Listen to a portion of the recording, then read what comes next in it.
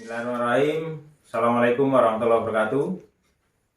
Jumpa lagi dengan kami di 35 Malang. Kali ini kita akan membahas tentang kapasitor.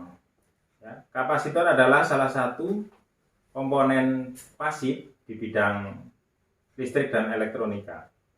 Jadi komponen pasif di bidang listrik elektronika antara lain ada resistor, induktor atau lilitan.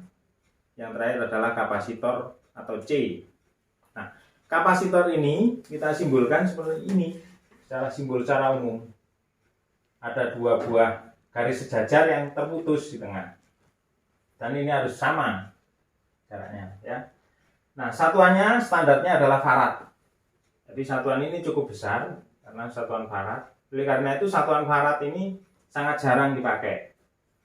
Nah, dia sering dipakai adalah dalam satuan bawahnya, bisa mikro, bawahnya lagi 1000, ya, nano, bawahnya lagi piko. Jadi ini satuan yang paling sering dipakai di kapasitor. Nah, tentunya 1 mikro ya sama dengan 1000 nano. Kalau 1 nano ya 1000 piko. Sehingga kalau 1 mikro itu sama dengan 1 juta pikofarad. Nah, kapasitor ini ada dua macam, ya, secara polaritas atau kutub ada dua macam, yaitu kapasitor non polar, atau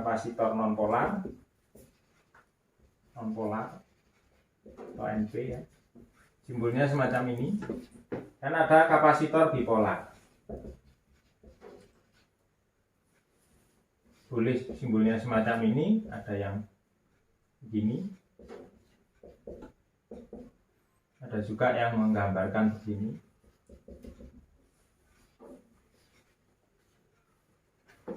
Jadi simbolnya macam-macam, tapi sama saja prinsipnya. Nah, kapasitor ini punya banyak fungsi. Jadi fungsi antara lain adalah kapasitor, kalau kita pakai tegangan searah ya kapasitornya dia sebagai menyimpan muatan. Tapi kalau di bidang tegangan AC itu fungsinya sangat banyak sekali. Jadi salah satunya menyimpan muatan, yang kedua adalah sebagai pewaktu juga bisa, sebagai filter atau penyaring. Kalau Anda nanti belajar di penyaringan di tone ataupun filter, kalau di audio itu di crossover, memotong frekuensi atas bawah, itu semua menggunakan kapasitor. Ada juga di pensaklaran. Kalau pensaklaran biasanya digunakan untuk menghilangkan bunga api. Jadi kalau Anda punya saklar, ya, saklar semacam ini, ada tekanan AC, ini bisa dihilangkan bunga apinya dengan memasang kapasitor. Ini namanya penghilang bunga api. Nah, kemudian dia juga berfungsi sebagai pembangkit gelombang, tentunya pada frekuensi HP atau frekuensi di radio, itu dia sebagai pemilih gelombang. Nah, untuk itu kapasitor ini sebagai dasar daripada elektronika sangat penting untuk dipahami. Nah, berikutnya akan kita bahas bagaimana kapasitor itu contohnya. Semacam ini. Ini adalah contoh daripada kapasitor bipolar yang ada kutub min plusnya ini. Ini tertulis 50.000 mikrofarad.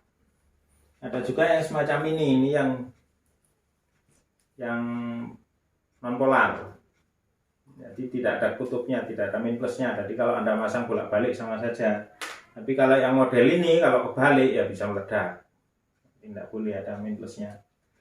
Ada juga yang semacam ini. Ya, ini contohnya ini dipakai untuk penghilang frekuensi gelombang harmonis atau gelombang pengganggu, ya. Kita bisa menghilangkan dengan menggunakan kapasitor. Pada mikrofon, pada filter-filter frekuensi tinggi itu bisa dihilangkan juga dengan menggunakan kapasitor. Nah, aplikasinya makanya sangat-sangat banyak.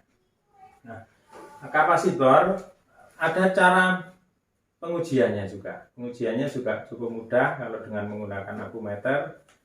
Nah, itu menguji apakah kapasitor itu bisa baik atau enggak, bisa menggunakan akumeter. Kalau pengukuran bisa menggunakan alat ukur kapasitor meter. Kapasitor umumnya di lapangan itu ada cara teknik menghitungnya. Jadi kapasitor itu rata-rata dibentuk dari angka-angka, sama dengan resistor. Jadi ada yang tertulis contohnya semacam ini, 105 gitu. Maka ini adalah nilai-nilai, yang terakhir ini adalah pengalinya. Jadi contohnya 1 ini ditulis ini nilai ya. Nilai 2 itu nilai semua. 1 di sini. Kemudian yang kedua di sini 0. Ini nambah 0 yang paling mudah. Jadi Anda tidak usah 10 pangkat 5 ya boleh, cuma yang paling mudah ya ditambah 0,5. Artinya bahwa 1 sekarang menjadi 0-nya 6 satuannya picofarad. Ini sama dengan kalau kita naikkan harus dibagi 1000 lagi. Seperti kita ketahui satuannya mulai pico, nano, mikro ya. Jadi pico ke nano naik satu tingkat dibagi 1000. Jadi 1 0 0 0 nanofarad, atau ini sama dengan 1 mikrofarad. Macam itu. Kenapa dibuat hanya satu angka? Untuk memudahkan jangan sampai lebih dari 3 angka. Jadi harus semua dalam bentuk 2 atau 3 angka. Kalau 3 digit di belakangnya ini, maka kita harus mereduksi atau menghilangkan 3 angka itu. Contoh lagi ya.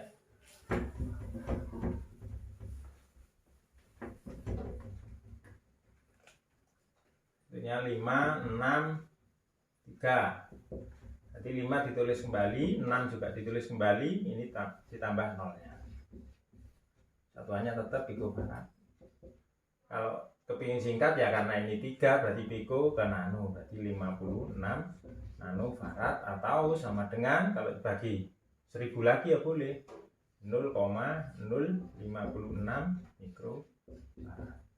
Ada juga di kapasitor itu tertulis gini, 0 titik ini berarti artinya sama dengan atasnya ini 056. Jadi kapasitornya ada yang tertulis begini artinya sama, adalah 0,056 mikrofarad. Nah, kemudian saya beri contoh lagi. Jadi kapasitor itu satu lagi, saya berikan contoh.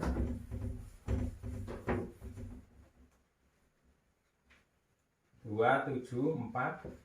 Nah, berarti ya 2, 7 tambahin 0, 4. Contohnya picofarad. Hilangkan 3 ini, berarti jadi 270 nanofarad. Atau 0,27 mikrofarad. Nah, kalau tertulis cuma begini, 330.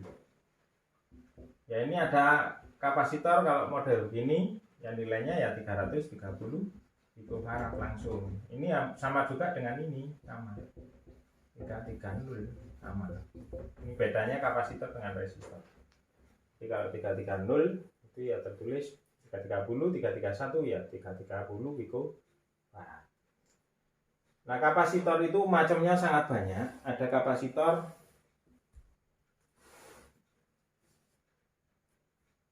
keramik ya. Jadi kalau dipikir dari dielektrikumnya ya. Elektrikum itu bahan sekat ya. Ini kalau ini sekatnya. Ini sekat namanya. Ini macam-macam, ada keramik, ada polyester ya. Polyester. Ada juga tantalum ya. Ada juga kapasitor metal logam. Ada juga kapasitor kertas juga ada. Ada juga yang mika. Memang banyak ini ya. Jadi kapasitor itu macam-macam di sini. Jadi ini berdasarkan sekatnya. Cuma dari sekat ini biasanya bentuk wujudnya juga berbeda. Seperti ini adalah salah satu bentuk polyester ini. Ini polyester atau plastik ya. Ataupun yang ini. Nah, ini jenisnya adalah MKM. Ya, MKM. Atau jenis ini. ini juga sama. Jadi kalau Anda lihat kapasitornya sangat-sangat kecil ini. Ada yang ini. Nah ini. Nah ini. Tadi benda-benda yang berbentuk kapasitor tapi yang bentuk kecil-kecil. Ada juga kapasitor yang nonpolar tipe yang seperti ini. Ini nonpolar, tidak ada min plusnya. Ini contohnya di aplikasi audio nanti banyak dipakai ini. Ya. Oke. Nah, menghitung kapasitor tadi sudah. Terus aplikasinya ini saya berikan contoh salah satu aplikasi dalam bentuk tegangan AC ya. Jadi aplikasi kapasitor contohnya saya membuat sebuah rangkaian seperti ini. Ini tegangan DC tentunya ya. Ini titik 0. Nah, kalau ini saya beri tegangan, saya beri saklar, maka di sini kapasitor ini mulai terisi seperti waktu kita ngisi bak mandi itu. Nanti begitu beberapa waktu, ini ada R, ini ada C, beberapa waktu, maka kapasitor ini akan penuh. Sehingga tegangan yang terisi di kapasitor membentuk grafik semacam ini. Nah, biasanya ini waktu, ini isinya, atau besarnya tegangan. Maka tegangan tambahan ini bisa dipakai nanti bisa untuk pewaktuan. Contohnya kalian membuat speaker protektor yang bisa hidup sendiri itu karena pengaruh RC ini. Kalau ini tegangannya sudah cukup, dia bisa untuk mengaktifkan transistor ya. Nah, itu bisa dipakai untuk tunda waktu. Saya punya kotaan ini, penguat lah, penguat apa saja pokoknya penguat sinyal. Saya kepengen memisahkan antara komponen DC ya, dengan AC. Contohnya pada sebuah rangkaian penguat pada transistor. Nah, kalau ada komponen DC sama AC ini bercampur, saya bisa menghilangkan dengan memasang kapasitor ini. Maka kapasitor di sini untuk DC dia tidak bisa lewat. Maka yang keluar di sini adalah AC saja.